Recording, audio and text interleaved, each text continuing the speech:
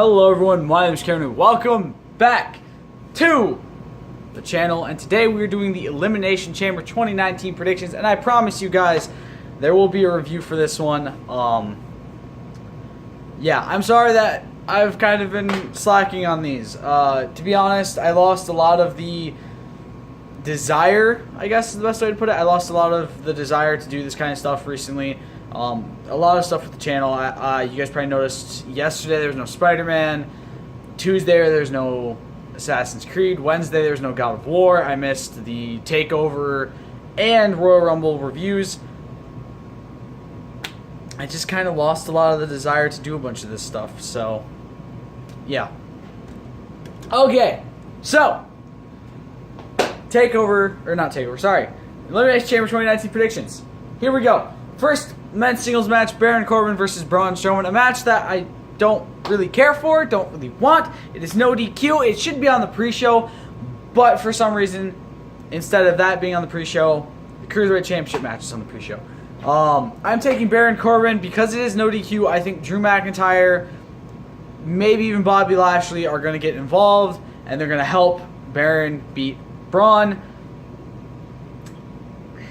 I don't see why this match is here, to be honest. We've seen this match before.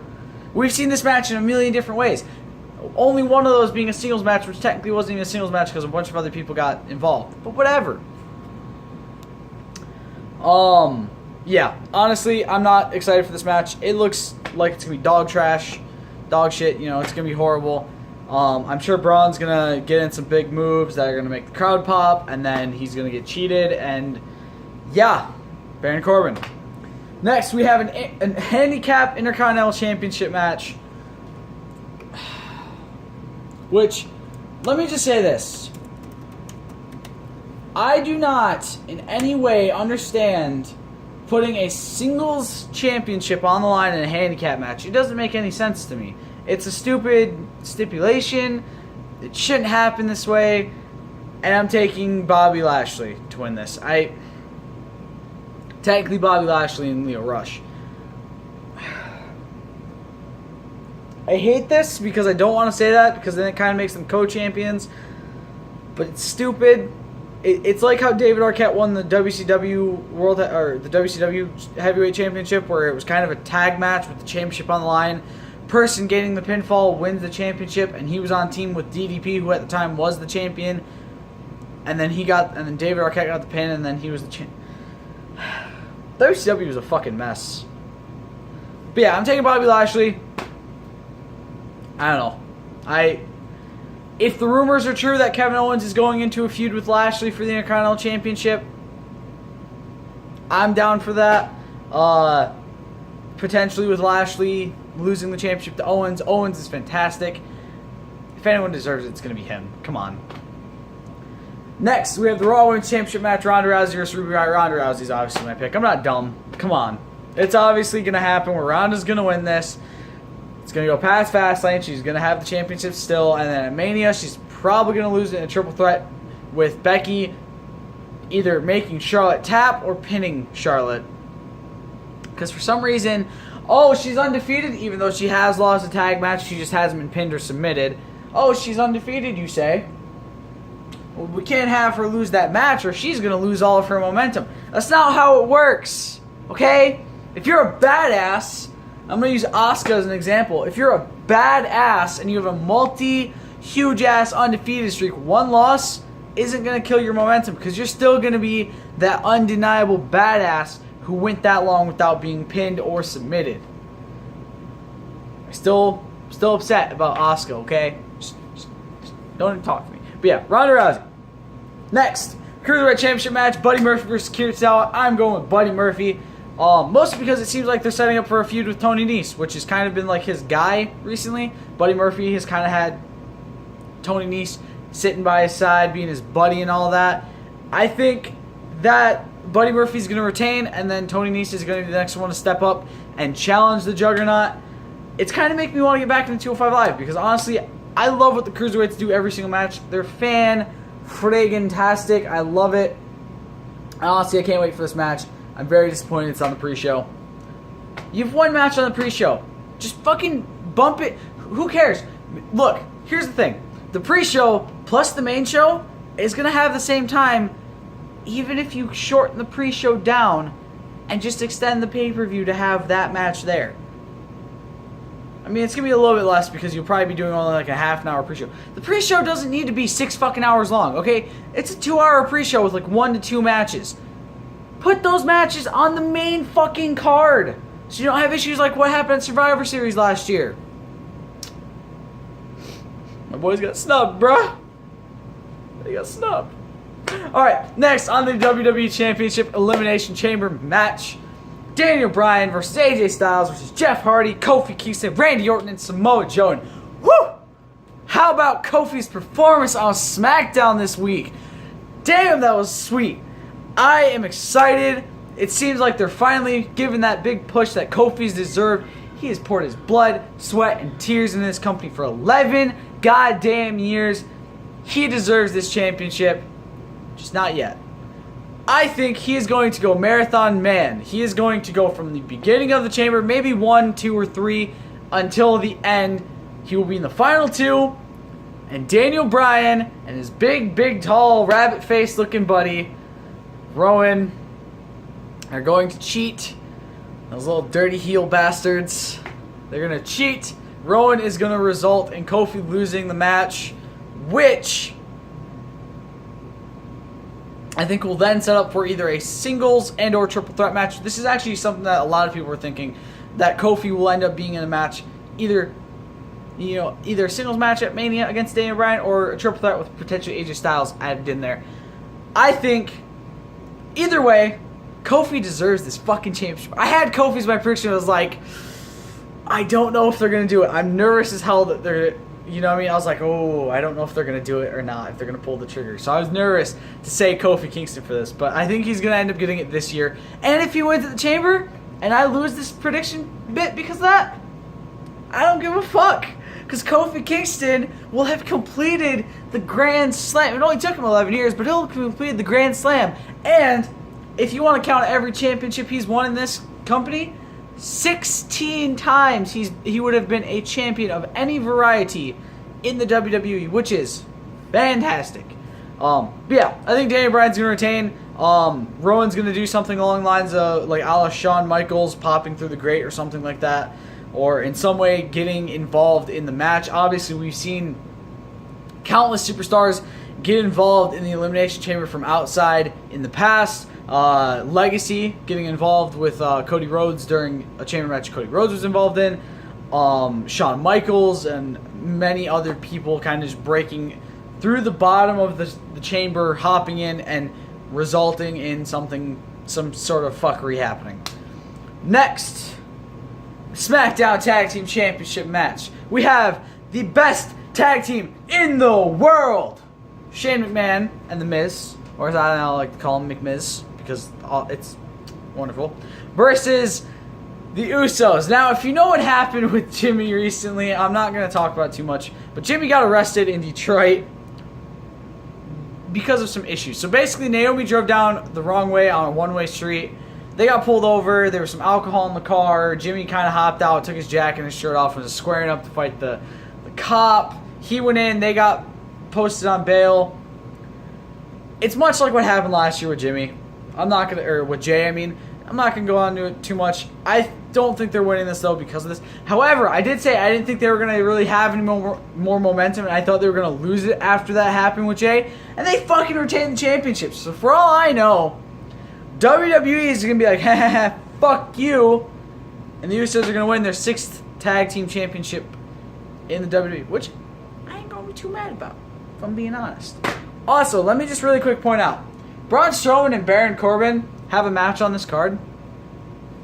And the Revival, the Raw Tag Team Champions, arguably people who should have been the Raw Tag Team Champions for a long time already, do not. WWE, what the fuck? Give me the Revival. Okay? Just give me them in a tag team match. I don't give a shit who they face. Just give me the Revival defending their championships like the top guys that they are. And finally, we have the WWE Women's Tag Team Championship Elimination Chamber match. We have the Samoan botch machines, Tamina and Nia Jax. We have the Riot Squad. We have Mandy Rose and Sonya Deville. We have the Iconics. We have Sasha Banks and Bayley. And finally, we have Carmella and Naomi. Now, let me just say, before any of you start making the joke, no, my pick is not Mella and Naomi, and no, my pick is not Nia and Tamina. What kind of stupid fucking predictions do you think I'm about to make? Okay? Out of this entire chamber, there's 4 people who actually have a claim to say that they have been a tag team for longer than a few months. And it's not Nia and Tamina, it's not Mella and Naomi. There are 4 tag teams in this that can say, oh yeah, we've been best friends. We've been a tag team for this long. And my pick, after 13 grueling years in this business, my pick to win, first ever, technically, in this new era, first ever women's tag team championships, because they didn't have them way back in the 80s, are the Iconics, Billie Kay and Peyton Royce. Now, before you all say, but isn't it seem like Banks and Bayley are going to be winning this? Isn't that kind of how it seems like the story's been playing out? Yes, okay, it seems like where they've been going with this story. However, I think what's going to happen is the Iconics are going to play it smart like they did on SmackDown, where they didn't get in a match that meant they would be in the first 2 people in the chamber. They were smart. They had thinking. They had their brain capacity. They had their brain tank turned up to 11. They did the same thing at the Royal Rumble, and that's smart. That's smart, bruh. If they do the same thing, I think they have the best chance of winning the chamber. Obviously, we know Sasha and Bayley aren't thinking straight. Bayley tagged herself into a goddamn match that meant if she lost, her and Sasha would be starting the goddamn match. You could have just stayed on the damn apron and let fucking Liv or Sarah be pinned by Nia or Tamina. But no, you were like, Liv Morgan's here. Tag Bayley. What the fuck? I think what's going to happen is this. The Iconics are going to win it here. There's going to be a match at Fastlane with the Iconics facing somebody else. I'll get to Bayley and Sasha in a minute, okay? Oh, Jesus. Well, that was wonderful. You guys just watched my phone fall off of my camera stand. Luckily, it didn't break, but yeah, wonderful. That was awesome. I hope you guys enjoyed the ride. Sorry.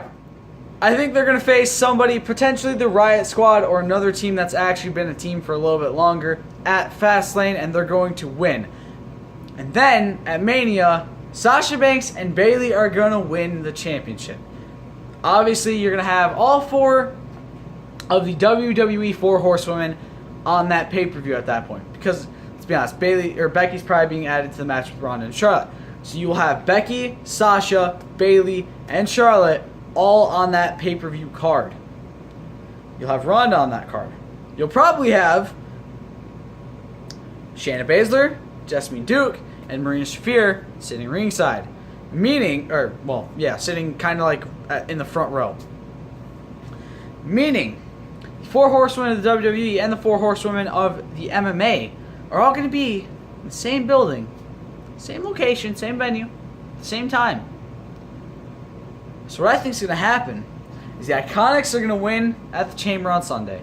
They're going to retain at Fastlane. They're going to drop the belts to Sasha and Bayley at Mania. Arguably the better story overall for this, as originally Sasha and Bayley were supposed to win it at SummerSlam. And personally, I think the story would be a lot more compelling if they won it at a Big 4 pay-per-view rather than a throwaway on the road to WrestleMania. Arguably the better of the 2 throwaways on the road to WrestleMania, but let's not get into that right now. I think Sasha and Bayley are going to win at Mania, making a much better, more compelling story to be said, and then we'll have Becky, Sasha, Bayley being champions. Charlotte can go do whatever the fuck she wants. I don't give a shit. No, this kind of, again, will play into stuff later in the future. And then, as soon as Sasha and Bayley, they're hugging in the middle of the ring, there's tears running down their faces, the dream since they've been in this company has come true. Marina Shafir and Jessamine Duke are going to hop the barricade. Sasha and Bayley are going to be facing the opposite way. And they're going to attack. Then you're going to have Becky and Charlotte run down to help them. Ronda and Shayna will somehow get involved. I'm not entirely sure how yet. Maybe Shayna will hop the barricade and start stomping on them too. And then Charlotte or Becky will run down to save them.